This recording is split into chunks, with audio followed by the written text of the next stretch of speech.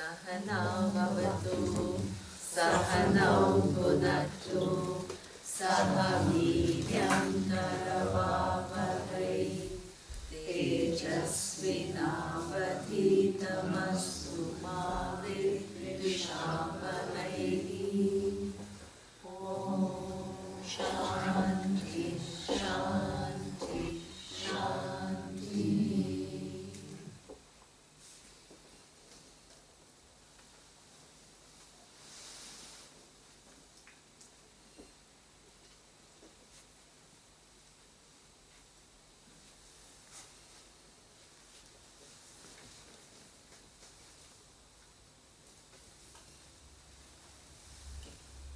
So now, the Karma Yoga itself was expanded a little bit, the meaning, and the idea of contribution was added, not just ordering duty. Seeing your connection with the different forces of the universe. All this is expansion, right? So this is where the Karma Yoga itself, which is meant to prepare you, it involves so many different aspects. And all that was mentioned. And now, whether, how much of it you do, and how much of it stays with you, and how much you use it for what?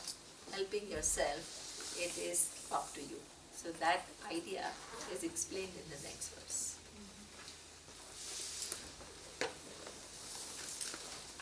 Uddharedatmanatmanam natmanam avasadayet atmaiva hyatmano bandhu atmaiva ripuratmanaha. It's a beautiful thing. Here he says, may one lift oneself by oneself. So that means the teacher can teach you everything that the teacher teaches you, but ultimately you have to help yourself. So, uddhare atmana atmana. May you help yourself, lift yourself. Na atmanam avasadayet. Don't be lax towards your self-growth and self-knowledge. Atmaiva hi atmanaha bandhuhu. Yourself is also your best friend, and atma eva ripuhu atmanaha. You yourself are your worst enemy, and you yourself can be your best friend. So make effort and lift yourself. So that means this can be, this verse can be understood before Vedanta and after Vedanta. In both cases, it applies. Before Vedanta, your whole life can just go. As I told you, that human life is a very special life, not because we all have a good time, but because moksha is a possibility in human life. That's a big thing. So that means you have been given a mind which is not only able to look at the world and interact with it, just in a primitive way, where you just think about your food and about your pleasures and that's it. A human mind is able to think about things. And the same mind which is able to think about how old is the universe and the whole discipline of quantum physics, neurosciences, the same mind, about how the brain works, what is this table is nothing but atoms, they can figure so many things out. And the same mind can also figure out one more very important thing, and that is the nature of life. So that means this is a possibility that is given to you in human birth.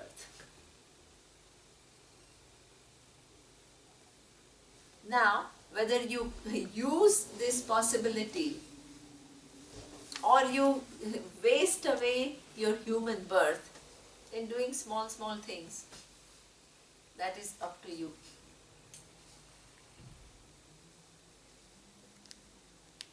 So that means challenges everybody has in life. There is no human being who doesn't have challenges.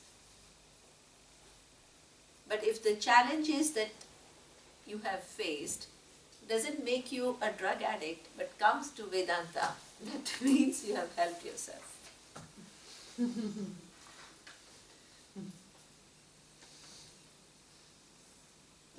Somehow you have helped yourself. So therefore, and it is only, see, you can tell somebody 100 times, come to Vedanta class, and always somebody will find some reason not to be here. So that means by our own choices, we keep ourselves from this knowledge, which is the highest possibility as a human being. Can you have something more than limitlessness in life? Can you think of a goal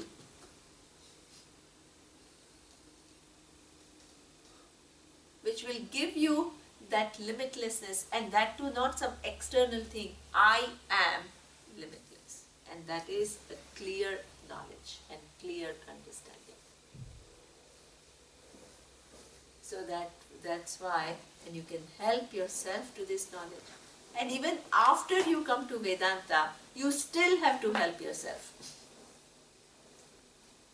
Because this knowledge is quite extraordinary. It doesn't just happen like that. It requires effort. And are you going to use Vedanta? See, in Vedanta, two words are very often used as escape words. Two words are used actually in tradition very precisely, mithya and maya. They are very precise words which convey something very, very specific. But if we are not ready, what happens is these two words we use to try to what? Bypass everything.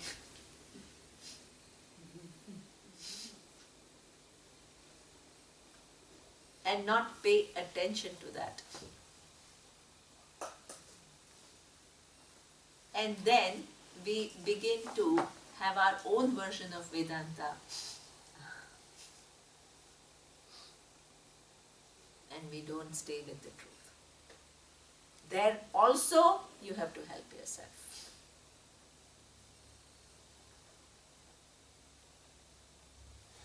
You need to help yourself with your own growth, your own attitude, your own level of participation.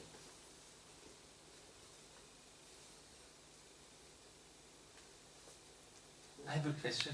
There is Atma, but Atma in this case is the mind. Yeah, many wonderful, times Atma. wonderful. Here it is in the sense of the mind. Okay. Correct. Very good observation. Here, because Atma, that the final Atma that we are talking about, so that's a very good. Atma, see, the final Atma that we are talking about is not at all a doer, not at all an enjoyer. Doesn't have to make any decisions, because Atma is what? Akarta, the Atma.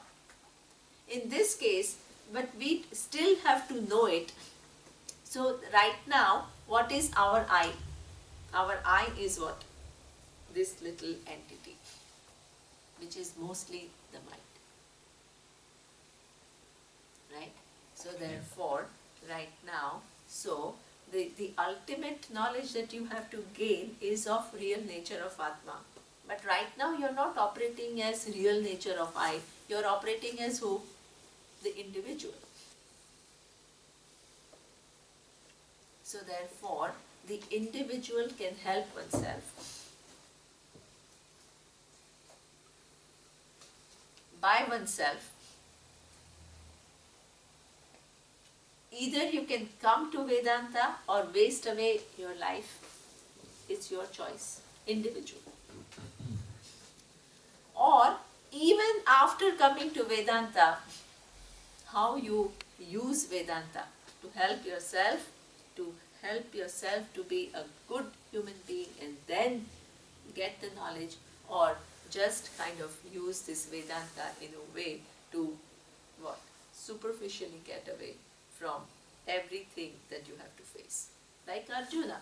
Arjuna was again and again told by Lord Krishna, you have to be here and you have to do what you have to do. So therefore, all this is up to you. So therefore, what he says is, now please don't complain about things, take charge of your life.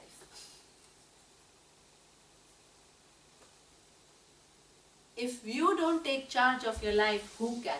The teacher can teach you.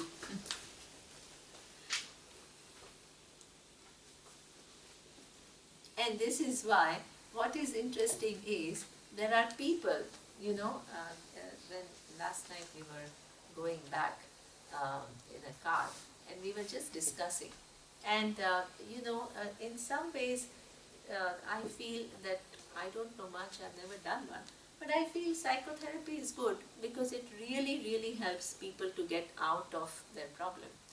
But somebody was just saying that it also then depends upon how you use psychotherapy.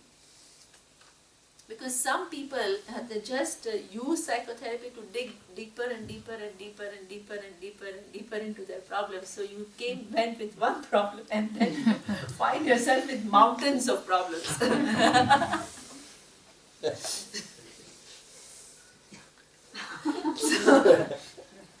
So therefore, see, and there are others who really help themselves. Right? They said, okay, now this is what, now how to get out of it.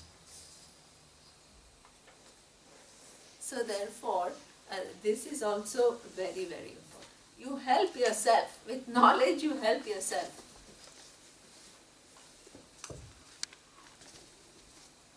And that helping yourself involves you to get into problem-solving mind.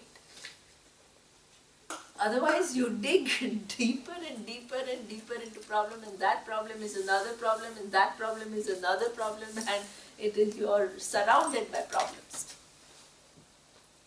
So the best way to help yourself, even psychologically, is whatever events that happen to you in your life, get into problem-solving mode. Okay, that happened. I did feel like that, but now what? I have been endowed with the brain. I have been endowed with the teaching. I have been endowed with the capacity to help myself, and I need to do that job. And this is why the whole teaching of Bhagavad Gita is empowering. It gives you certain frameworks, certain tools to help yourself. It doesn't just say, oh, I'm going to give you this wonderful teaching and now you somehow prepare yourself. I don't know how, but you prepare yourself and then you'll understand it. Within the teaching itself, there are several frameworks given for you to help yourself. Several. We saw so many different verses talking about Karma Yoga. Different standpoints where you require corrections in your thought processes, in your vision. And you need to extract each one of these as your life goes on to help yourself.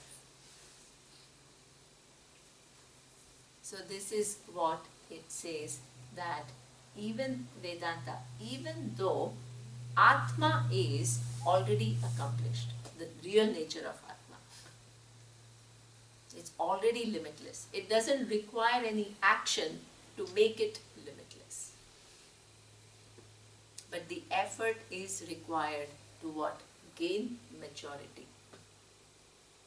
And also effort is required to understand the nature of Atma accurately, without your additions and subtractions.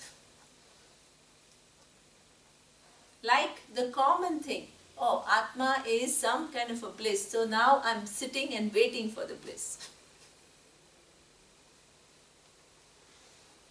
There also you require effort.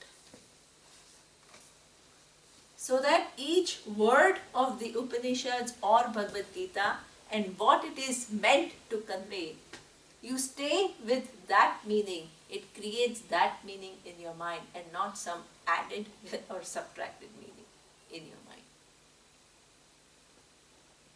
So that means it requires effort all the way.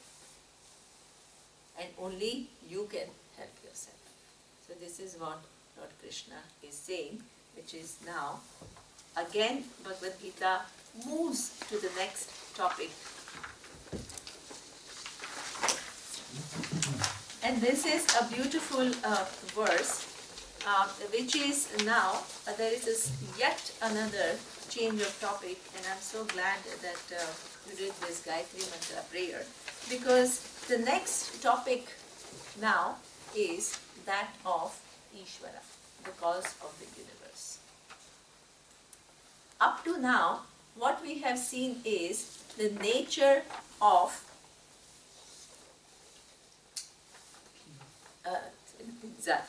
the true nature of Jiva, which happens to be Atma, which is Satyam Jnanam Anantam Brahma. And we have also seen how to prepare oneself for the knowledge. We have also seen how you need a teacher to make you see this reality. We have seen all of that, but we have still not answered one question. And without this question, teaching of Gita is not over. Okay, I understand that I am not this body, I am not this mind, I am not this sun, star, moon, and I am this awareness. And all these objects also, when I look into their truth, they are forms within forms within forms. Ultimately they become concepts. And they depend upon awareness. Okay, this is fine. But how did all these forms come about? That we haven't answered. Who created the sun? As we saw, it's not just an illusion, it's an empirical reality. Who created the moon? Who created this body and bird's body and fish's body and insect's body? Neither you can claim I created it, because if you claim that I created it, I'll say, okay, create one more right now.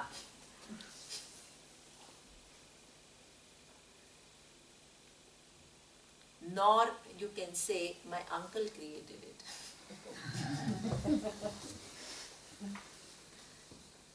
Nor you can say, your grandfather created it. So therefore, if you are looking into the realities, you need to ask one more question. Where did this whole universe come about? So, the next verse.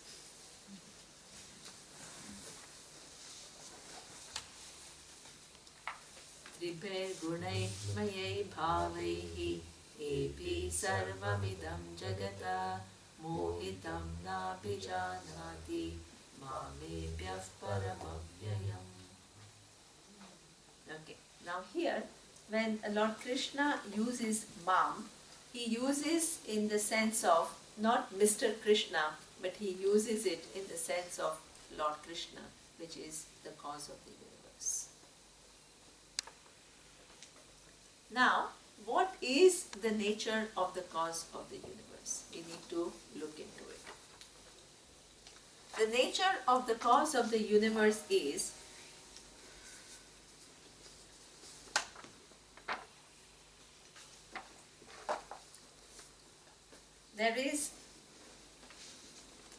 there are several logics that you need to understand. One, that every time there is an intelligent creation, there has to be a creator. What does it mean if I tell you that this watch somehow got made by natural forces coming together the steel came flying, the wires came flying, the battery came flying from somewhere else. He's looking where? From the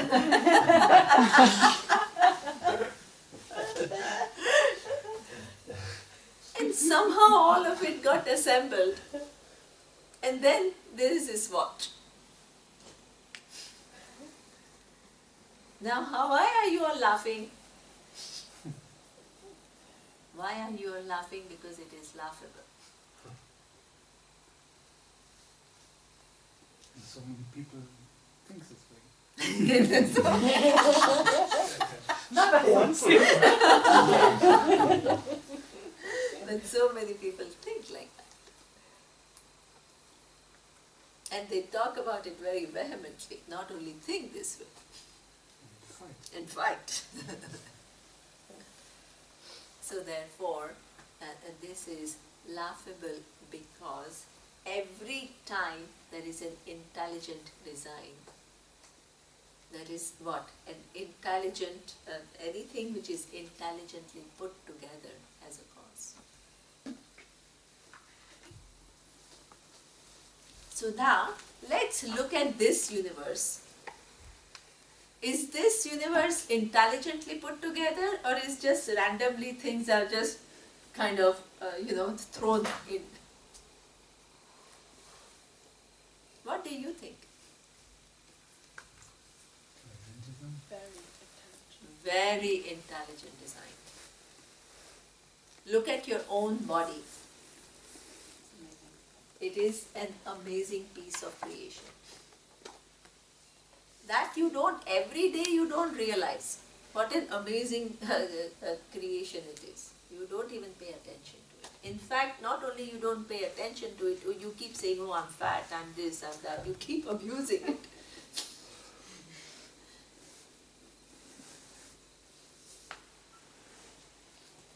So therefore, but it is an intelligent design that you recognize when there is a slight problem with one part. One part goes little haywire, and what happens? So that means each part is put exactly where it is. It goes little here and there, and then starts what? All your pains, aches, suffering. So, I have experienced it 2 times. So I had a kneecap which is connected to your knee, and I was playing badminton, and the kneecap went just a little like this, just here to here, inches, and I'm in agony. Kneecap has its exact position. Few inches here and there, and you can have such a hard time you can't walk.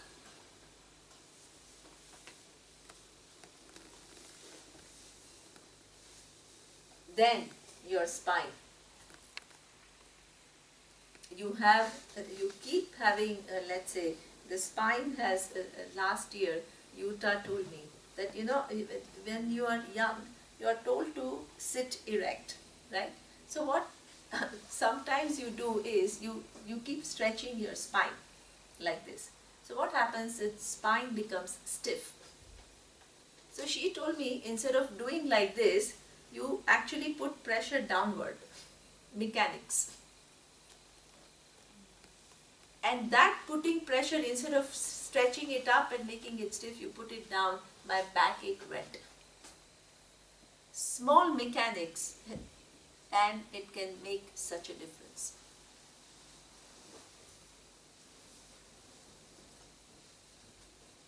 So that means this design is an amazing design.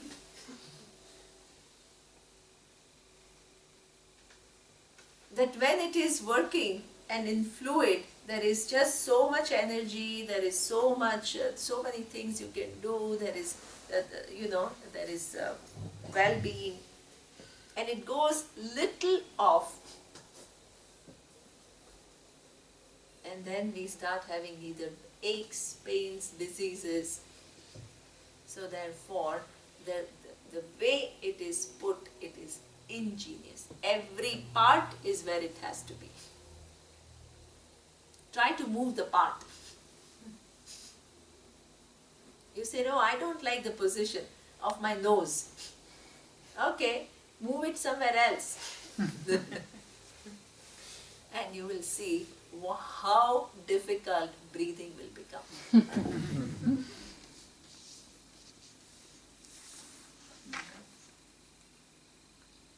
So that means this is not just things randomly put together, it is an intelligent design. And it's not only one human being. How many human beings are there in this world? What is the human population? I think 7 billion? 7 billion human beings.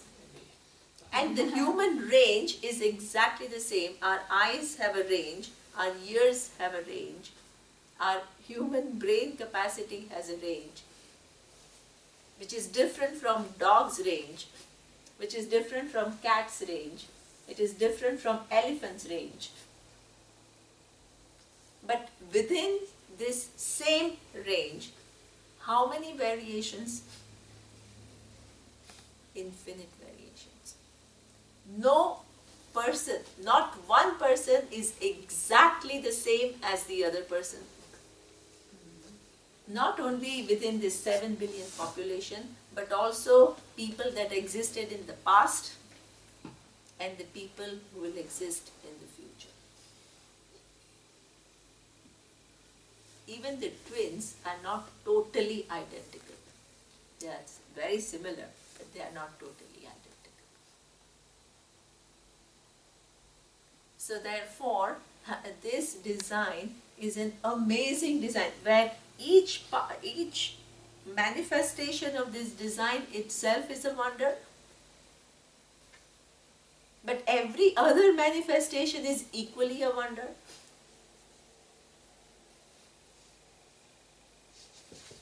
And not only all of us, the animals and the trees and all of us, we live, but we draw from the forces which are also given. Water is given, sun is given, everything is given. The oceans are given, the laws of gravity are given, biology is given, physiology is given.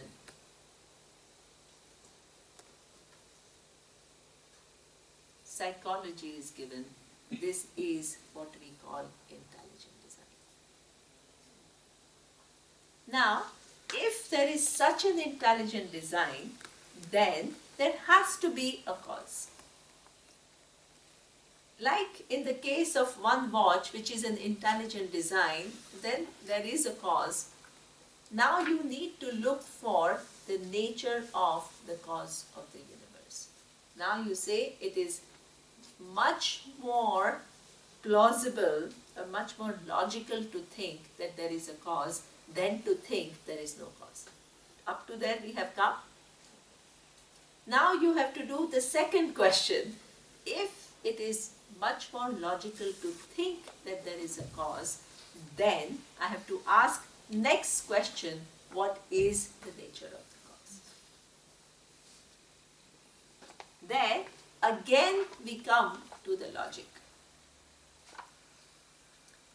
The logic starts with always simple things and then it gets extended.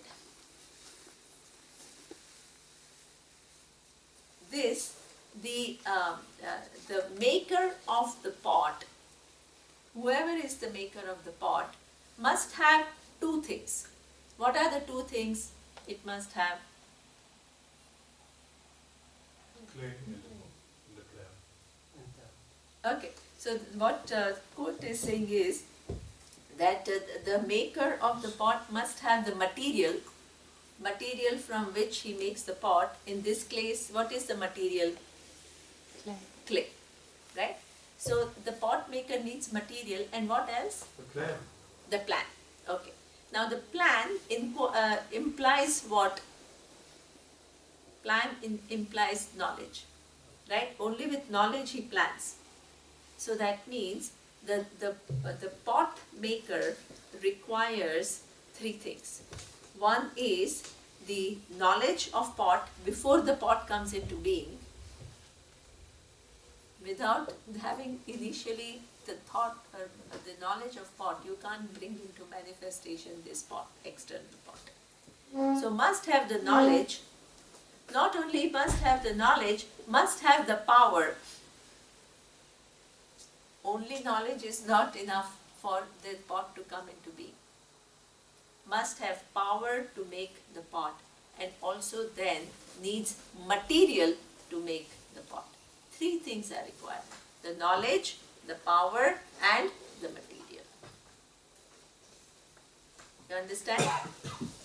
Now, so in Sanskrit, I'm just going to say so that you know, I'm not just, so I love to say a little bit, you have to hear the Sanskrit, little bit, not much. So here it says, Ghatasya karta ghatajna. The maker of the pot must have what? The knowledge of the pot. Now, if you extend the logic, that if something is the cause of not only for the pot, but for everything, it must have what knowledge? Complete knowledge. All knowledge. Sarvajna. Logic. To make a pot, you need pot knowledge. To make everything, you need all knowledge. So this is why, this is the definition of the cause of the universe. The cause of the universe, the name is Ishvara. And what is the nature of Ishvara? It is Sarvajnaha Ishvara, all knowledge.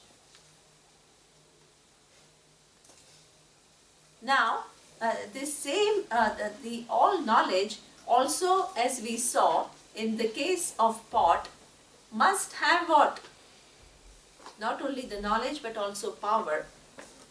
So the cause of the universe, which is making the whole universe come into manifestation, should have what?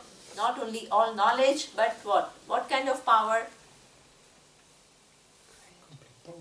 Complete power. So that means Sarva Shaktiman. Sanskrit. All power. How is it called? Sarva Shaktiman. Sarvajnaha, Sarva Shaktiman is the definition of Ishvara. Ishvara, the cause of the universe. All knowledge and all power. To create what? Everything. What does everything mean? Everything means time, space, and object universe. All the objects in the universe. Now, the next question is, Good said, it also needs something else, which is what? The material, the clay. Right? In this case, the pot maker needs what? The clay. Now, the question is, what material did this all knowledge and all power use to create the world? Which material? Itself. Super. Why? This is the right answer. Why? There's nothing else. Excellent. Excellent. Please understand, this is logic. If this all knowledge and all power has to use something else to create the universe, something else implies there is already time, there is already space, and there is already something there.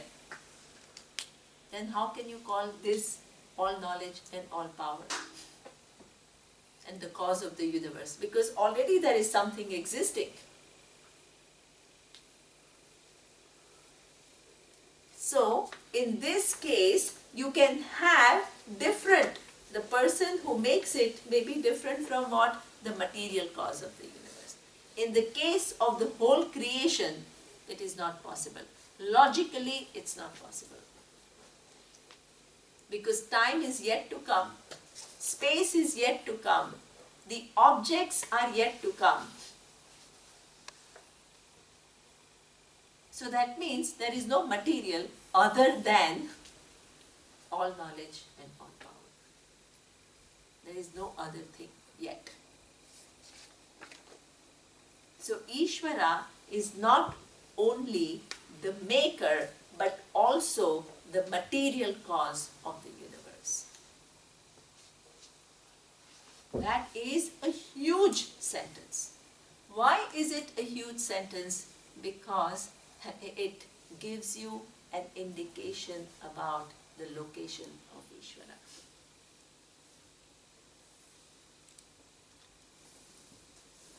The pot maker can be away from this pot. I don't even know who made this pot. Could be somebody sitting in India somewhere. Or nowadays, you can even get it done in Germany somewhere. I don't know. But can the material cause of the pot be away from the pot at any time? Can you have pot without clay? It's impossible.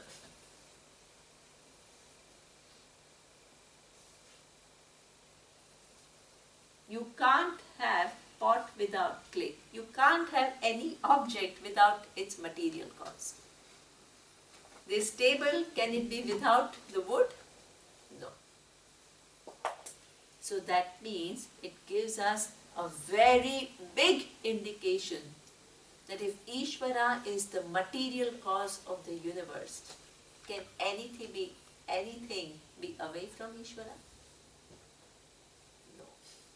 And he could make something out of his finger and create it.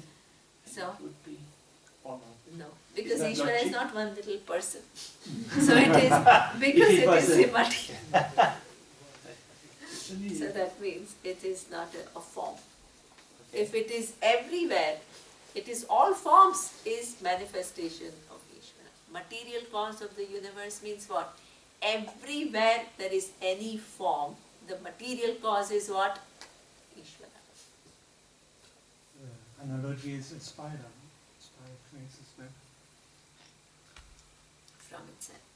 But now, what we are going to do is make you see this reality. So now, you understand that, hey, Ishvara that we are talking about, the cause of the universe, is the maker. And the maker must have twofold capacities, knowledge and power. And also the material cause of the creation. And the material cause of the creation can never be away from creation. You see that? The pot maker can be away from the creation, but the clay, which is the material cause, can never be away from pot. Now, I'm going to show you, just be a little patient. I'm going to show you the presence of Ishvara. Be a little patient. Can I only say, Yes. for example, a spider also make. Yes, but I'm it not can yet. go away. I haven't yet used the Okay. example of spider. Okay. Now, because see, spider itself is nice example when it has one form. Here we are talking about all forms. Yeah. So therefore, Okay.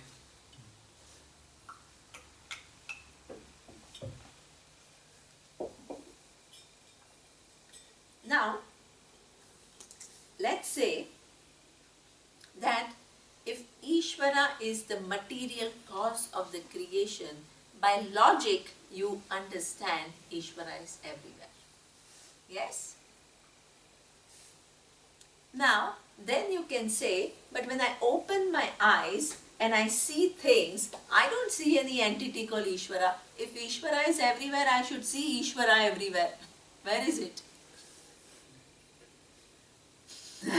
Now again look here and there. So this is why you need Bhagavad Gita, to understand that Ishvara is everywhere. How? You look into the form, any form,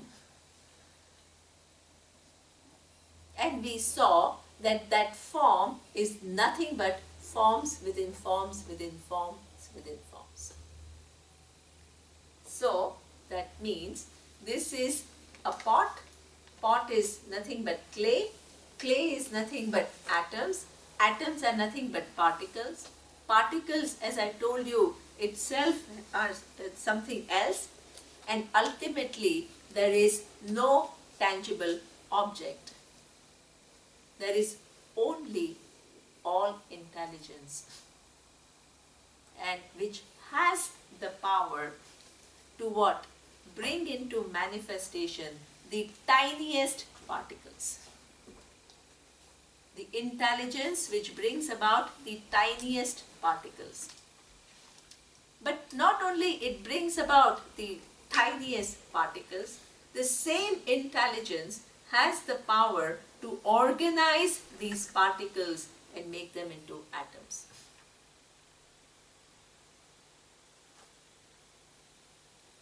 Then the same intelligence has the capacity to organize atoms in different permutations and combinations to sometimes make what? 5 elements. Those 5 elements. What? Water, fire, air. Then, what did we see? Earth. Then the same intelligence has the capacity to organize these 5 elements again in different permutations and combinations. That sometimes it will become mountains, sometimes it will become oceans, sometimes it will become insects, animals, birds, humans. So that means there is this intelligence. Where is that intelligence now? Everywhere. That intelligence which makes me, did I design my vocal cord? I did. It makes me open my mouth and the sound comes out.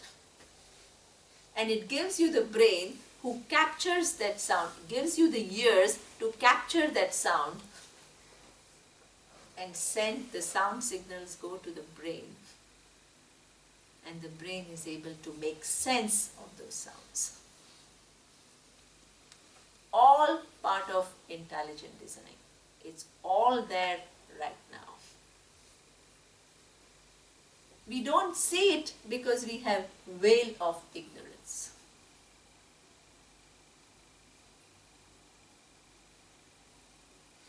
Yes. What is the relation of Atman and Ishvara? Yes, oh my God, that's a last.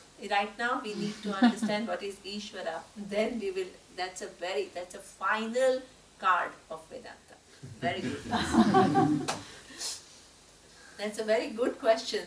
But first we need to look into little bit what is Ishvara. And then finally the culmination of the teaching is then to answer your question. That's a very good question. But you have to wait a little. Okay.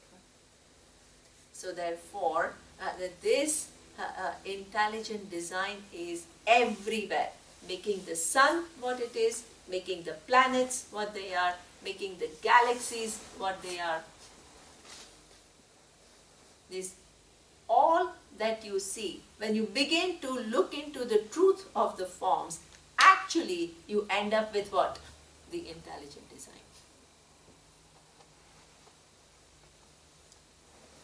The all knowledge and all power, which assembles at every level.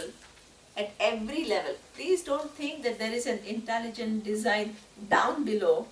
Swamiji used to say, don't make it into a submarine. Submarine means it's down below. From which comes that tiniest particle, they get assembled into atoms. Atoms get assembled into 5 elements. 5 elements get assembled all the way. There is the presence of intelligent design.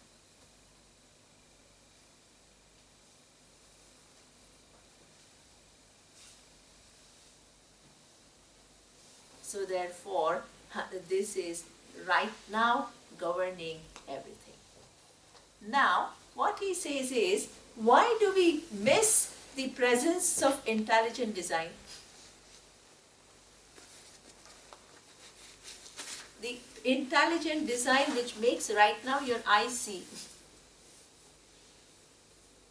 If it is so apparent and it is so obvious and if it is so all-pervading, why do we miss the presence of all intelligence which has the power to bring into manifestation the whole universe? Ignorance.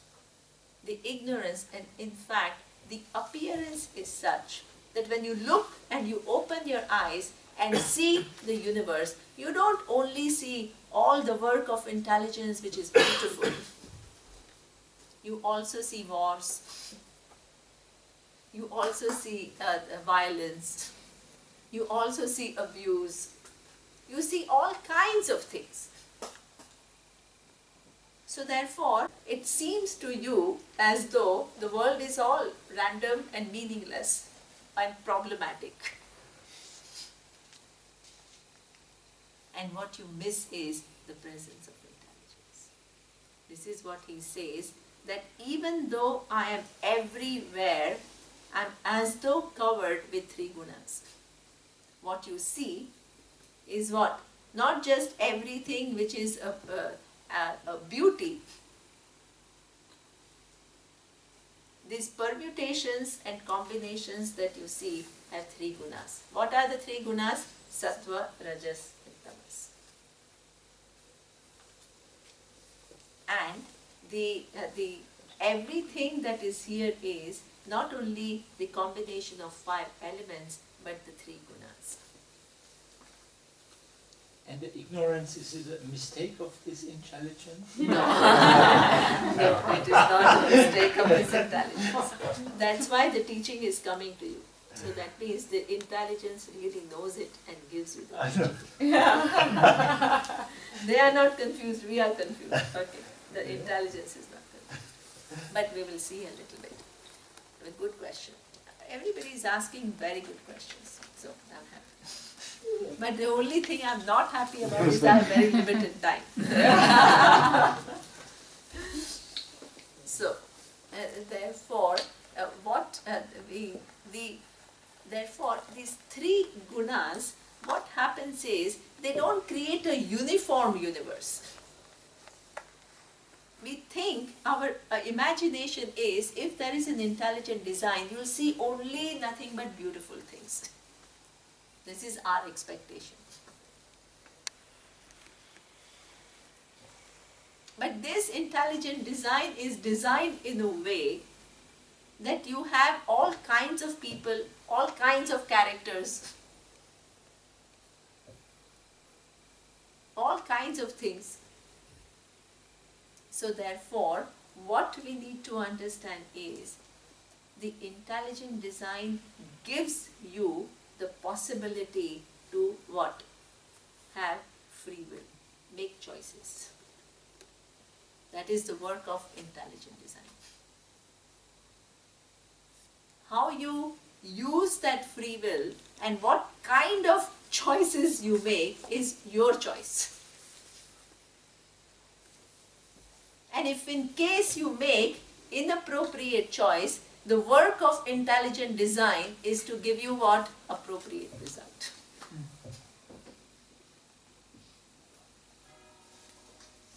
Yes.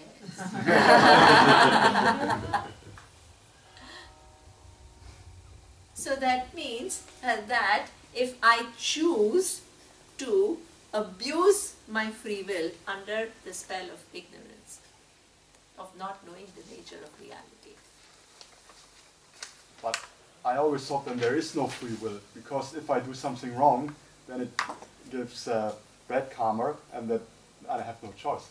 Because I want to create good karma, and then there's just one way to do it, more or less. No, I mean, yes, if you understand that, right? But a lot of people don't have any understanding of karma or anything. That's why if everybody had understanding of karma, they'd all be doing good things, right?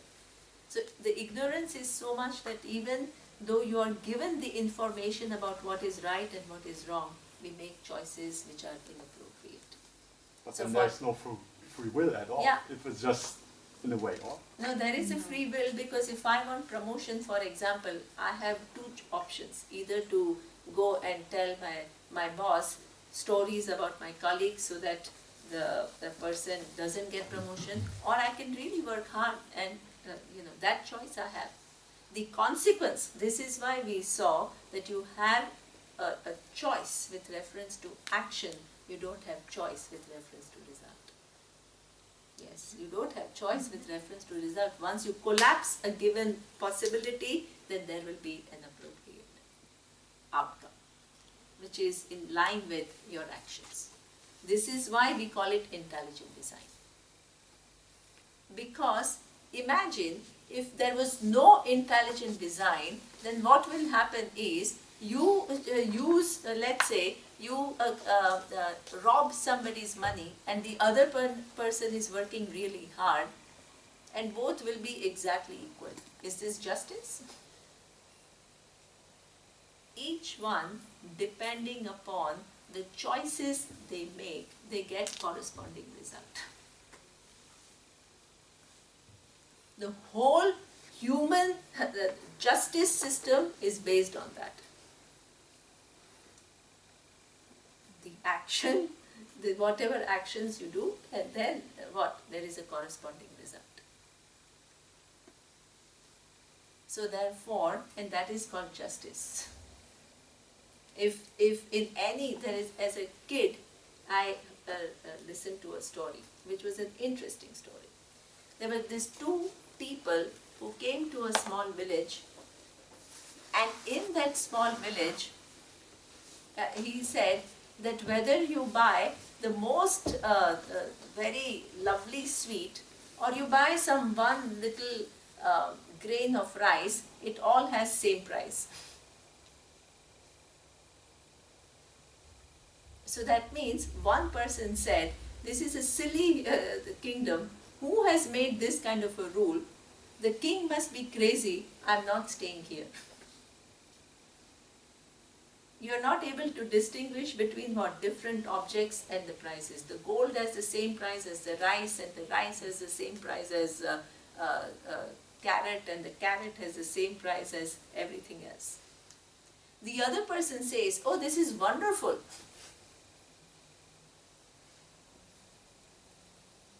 That, oh, you can get the gold as the same price as rice, this is wonderful. I'm going to stay in this village. So the one person leaves the village, the other boy decides to stay in the village. And the one who initially he is very happy because he goes and buys gold and he buys all the amazing things and he says, oh, I can get it all at the same price. But the person who doesn't have the capacity to distinguish between the value of things, the king also doesn't have capacity to distinguish between what is right and what is wrong. So one day, this is a story, kid's story. So one day, the king loses some jewelry of his. So his justice is, he tells his men, you go out and the first man that you see, you bring him and he is a criminal. When you lose the sense of what is what, it's a nice kid's story. Your justice is also all random. And who happens to be the first person? This one friend who decided to stay there.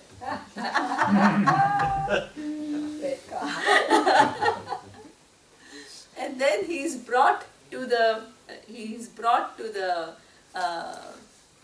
court, and he says, I haven't done anything. Why have you caught me? He says, because that is my whim, my fancy, that whoever is the first one gets caught. Where is the justice? So that other boy is passing by and he says, hey, in the kingdom where you don't distinguish between different things, that king is cuckoo.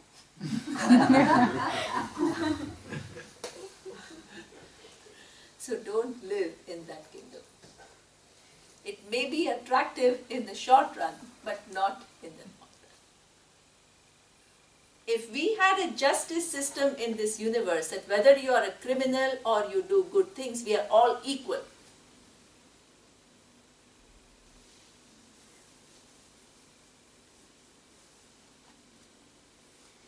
Is this a great place to be?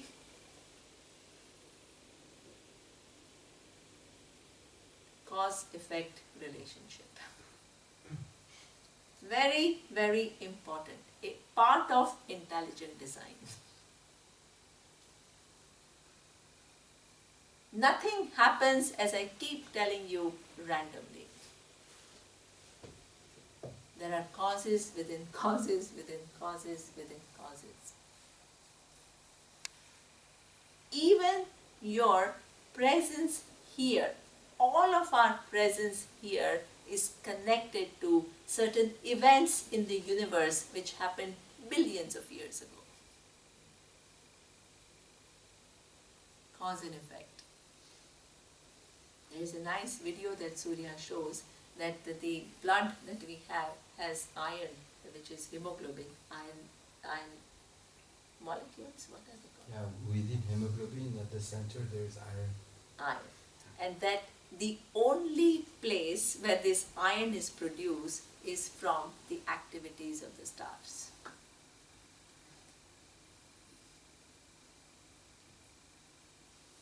Imagine the magnitude of this cause and effect.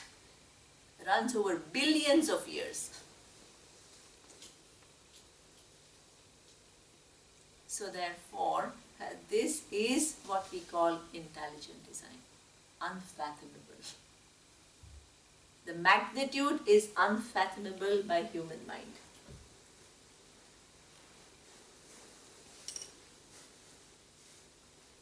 And we are part of this design. And we have to do what we have to do.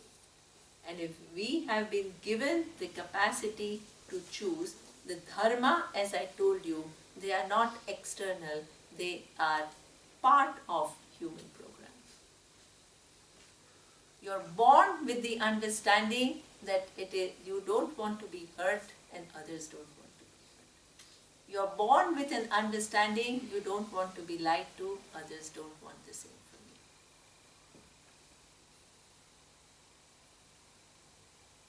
But if you choose to not honor that design, there is a consequence. That's all. Can you say design is at fault? No. It is like one example. There is a tree which is standing there and you go and rub against the tree. What happens? Who gets bruised? Who gets bruised when you go and rub against the tree? Go and try rub against something with bad. No, he knows it. You will get bruised. Can you tell the tree, you're so mean, you hurt me? The tree will reply, I didn't come running after you. You came and rubbed and you got rubbed in the process. Laws are like that. You choose to go against what you understand to be right, then there is a consequence. That is part of intelligent design. And this is why at any given point in time, you can never have 100% equality in any human society. Not possible. Because each one has different past causes. Each one creates new present causes which are different in nature. And this is why the consequences are all different. Now, if you feel that something is wrong, see, intelligent design doesn't mean that you have to just sit there and watch and say everything is in intelligent design, so I have nothing else to do. What you can do is, because somebody can be abusing their power, and if you have the power to stop it, like in case of Arjuna, he has to do it. That is also, that possibility is also part of the intelligent design, that you can intervene intelligently. So this is why, this is what he says, that intelligent design is everywhere, but we think that when there is intelligent design, everything should be beautiful, and that is not the case. You see all kinds of things in the world which is an outcome of people's wrong choices. But when you don't understand that, what you feel is that this world is just meaningless, random entity. And you miss the presence of this intelligent design. Here he says, Tribhir gunai bhavaihi. The world is as though covered by three gunas, sattva, rajas and tamas. And all the different objects have different attributes and different qualities. And when you see that, what happens is, you begin to make conclusion about the nature of the world, and what happens is, what? The intelligent design is covered from your buddhi. The presence of Ishvara is covered from your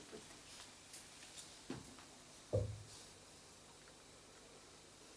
So, mohitam nabhijanati mame vyaf paramamvyaya. That the people are kind of so enchanted or enamored or impressioned by the three gunas and different qualities and everything, they don't see my presence anywhere. You had a question? Somebody had a question. You had a question. But I don't know if it fits now. I had the question if the whole universe will collapse one time because it's like a big cycle. Yes. Then is it very likely that the beings who will be in this new extending universe will be lower, I say it very easy, lower developed at first and then undergo all the evolution, and then there will be beings like us with the possibility to know. Okay. This is a nice question. This intelligent design, I will answer this. This intelligent design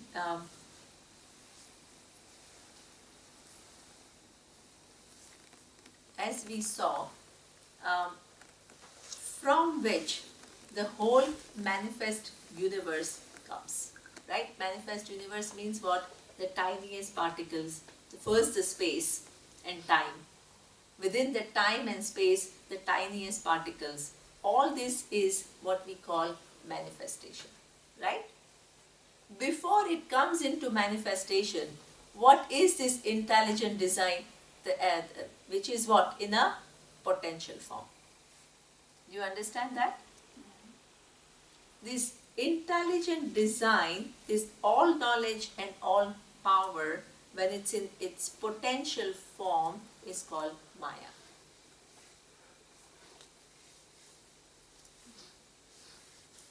When that potential actually becomes manifest, it is called what? The cause of the universe, Ishvara. So that means there was, when we say that the universe came into being, so what does it mean? We say time, space and objects came into manifestation. Before time, space and objects came into manifestation, where was this all knowledge and all power? It was there, but in what? Potential form. That potential form is called Maya. When that potential all knowledge and all power actually manifests as time, space, object, universe. It is called what? The cause of the universe, Ishvara. Same all knowledge and all power.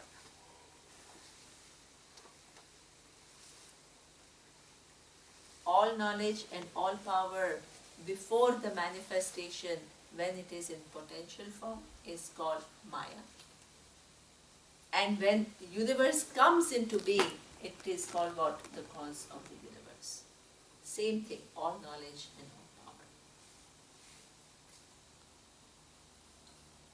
So, and there are cycles of manifestation and unmanifestation. Manifestation and unmanifestation, as you said. So that means when scientists talk about this Big Bang, they are talking about what? One cycle of manifestation, which may just resolve and just collapse into potential and again manifest. This is what we call cyclical nature of creation, and not linear nature of creation. Linear means it started here and now it is going on. Cyclical means there are cycles of manifest, unmanifest, manifest, unmanifest, manifest, unmanifest. How do you know whether linear postulation is more accurate or cyclical is more accurate?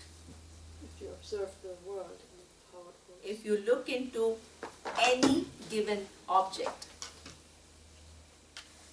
if there was a linear creation, you should be able to find the beginning of that thing. For example, if I ask you what came first, egg or chicken, man or sun, tree or seed, can you find the first? Can you find the first? You can never find the first. So that means the very fact that you can never find the first, it means that there are cycles where there is no beginning. You can't find a beginning to anything in this creation. So that means all knowledge and all power remains. When the manifestation is there, then what happens? All these different bodies and all these different minds, they all come into being. When the universe is unmanifest, there is no physical body yet manifest, no subtle body yet manifest. But what remains is what? The causal body still remains. This is why even if one cycle of manifestation is over, every jiva's causal body still remains. The only thing that happens is there is no physical and subtle body. When the creation becomes manifest again the jiva will begin to have what? The physical and subtle body. This is why a life of jiva is what we call anadi. Anadi means beginningless. Even if the universe becomes unmanifest, jiva remains unmanifest with all the karma in the account. When the universe becomes manifest, again the same jiva with one's own karma starts taking bodies again. This is why you never get moksha unless you come to this knowledge. You continue through cycles of creation. Because the causal constantly remains, even if the physical and subtle goes away. So does it mean that every manifestation is different? Yes, every manifestation is different. Because there are some jivas who has got moksha and so it becomes different. And even as you begin to live, what happens is you exhaust some karma and you accumulate new karma. So that means the world has to constantly change, right? Not only every day as it goes, we exhaust some karmas and we accumulate new karmas. So the world by definition has to change all the time. Yes.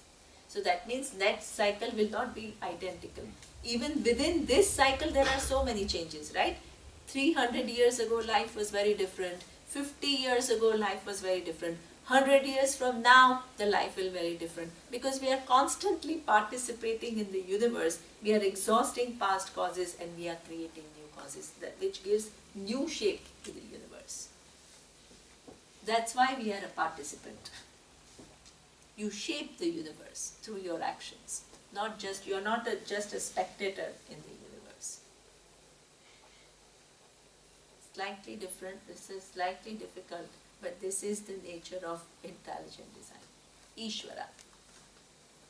What did we understand? To conclude. What is Ishvara? It's everywhere. Oleg is doing, it's everywhere. Second is, it is cause of the universe. What is the nature of the cause of the universe? It is what? All knowledge. Excellent. Excellent. All knowledge, all power. What else? What kind of cause of the universe it is? Material. Material and efficient cause, both? Awareness we still haven't seen. Okay. We have to yet see that.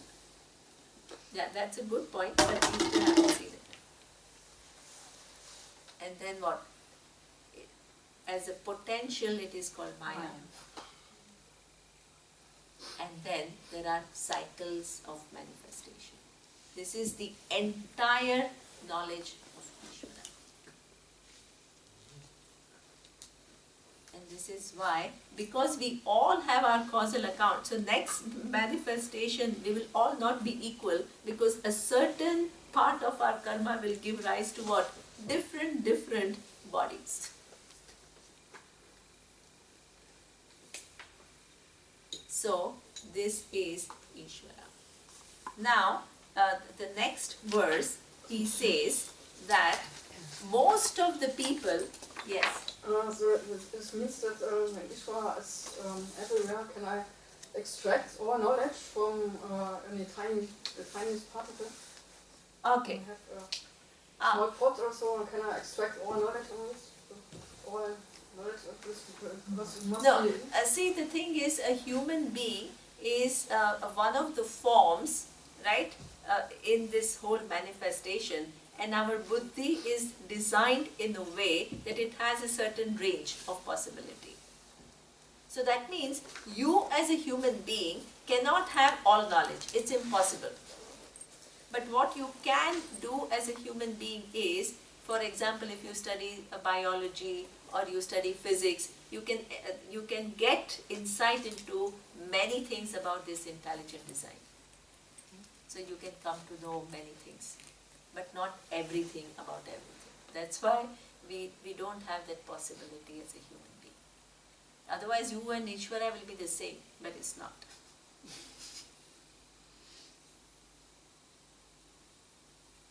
So that means we have as individuals you have what?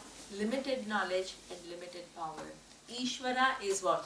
All knowledge and all power.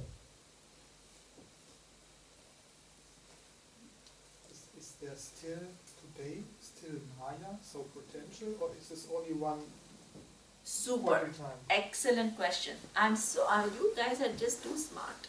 I want to finish and you guys ask all the most interesting questions. Very good. Excellent questions. Okay. Very good question. This is where I saw my teacher, he addressed your question. The potential that is before the manifestation, what we call the potential, right, which is all knowledge and all power. This potential, all knowledge and all power can also be seen right now. How? Right now, you see the seed. In that seed, there is a potential of what? Tree. But you ask, there is a nice Chandogya Upanishad where the father asks the son to say that, hey, you open the seed right now. And the son opens the seed. What do you see? The son says, nothing. In that seed where you see nothing, there is an intelligent design, which is what? Which has the potential to make the tree. That means if you have taken mango seed, it has a potential, it's all knowledge and all power. It doesn't become pear tree, the seed. It only becomes mango tree. In the tamarind tree seed, there is a potential only to make tamarind tree. And the dimensions, the height, all the qualities, the properties, it's all there. But when does it come out? From one day to the other? No. Every day, little of that potential is collapsed. You water the tree, the first day you will see this much, then you water for next few years, it will grow. So that means, if you look at the potential in that way, not only it is before the creation, every point of creation has potential, which is yet to manifest. The cells which are not yet come are going to come. That's why nobody knows what the world is going to look like 100 years from now. It's all in the potential. Depending upon the choices of actions that we make, the world will what? Take different shapes. This is why don't think of Ishvara as one fixed entity. If you think of Ishvara as one fixed entity, your Ishvara will become obsolete. Very easily obsolete.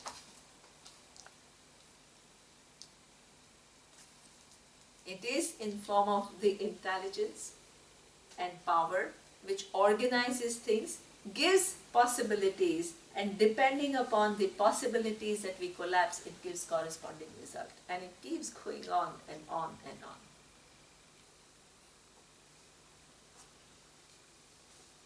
Did I answer your question? So the same, within the manifest creation itself, there is manifest and unmanifest. The yesterday has become unmanifest. Today is manifest. Tomorrow is yet to manifest. So itself there is potential and manifestation. Potential and manifestation.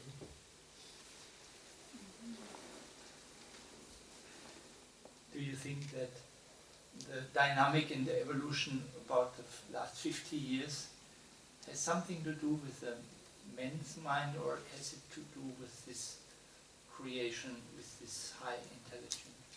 So it's an interplay of both, no? So for example, it's an interplay of both, because let's say if we are mindless, for example, about the environment, then the potential, the intelligence, the intelligent design gives us the result in form of tsunamis, in form of global warming. So that means it's an interaction of your actions, and the intelligent design also decides the outcome. So that's why we almost participate and we create the universe in the way that we are, we are constantly shaping the universe also through our actions.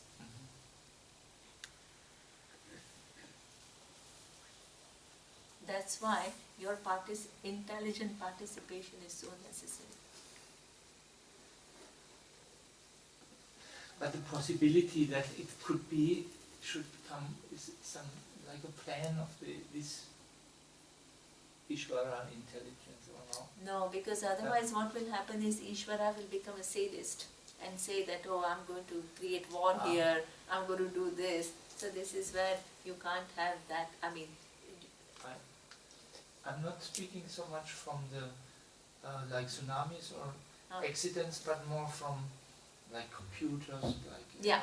this evolution which Yeah. makes it so, not so much the negative, I see Okay, more very positive. good. So that means a human mind has Yeah. been given so many possibilities. Yeah. We have created several amazing discoveries. We have, and as a result, we have helped ourselves to a much better life. Would you say this was ever as a seed in our mind? Yeah, exactly. So from the beginning- mind and its potentials are there, and we collapse those potentials. Okay. Yes. And this is why the potential to know the final reality is also there, but you have to collapse that potential. That is also within that. But you would say there's no plan, like the world is going in this direction. No, So it's, no. everything depends on the. Everything depends upon. This is why the level of your participation is so important. If everything was already planned, what you just have to, you're like a puppet. This is why the growth, the nature of your actions, how much you follow dharma, as I told you, not only affects one person, but affects so many generations. We all shape the universe based on our actions. That's why the need for growth, changing the level of our participation in the universe.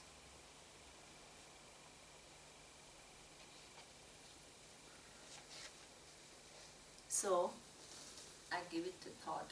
Now he says, now there are a lot of people, this intelligent design is so prevalent, but are living totally oblivious to this design.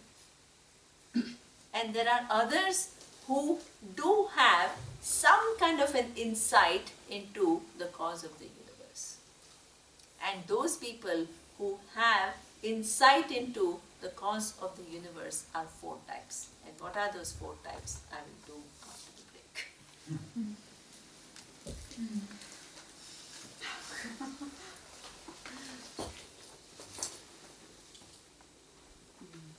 Om Purnamadav Purnamidam Purnat Purnamudachyate Purnasya Purnamadaya Purnamevavashishyate. Om Shanti Shanti Shanti.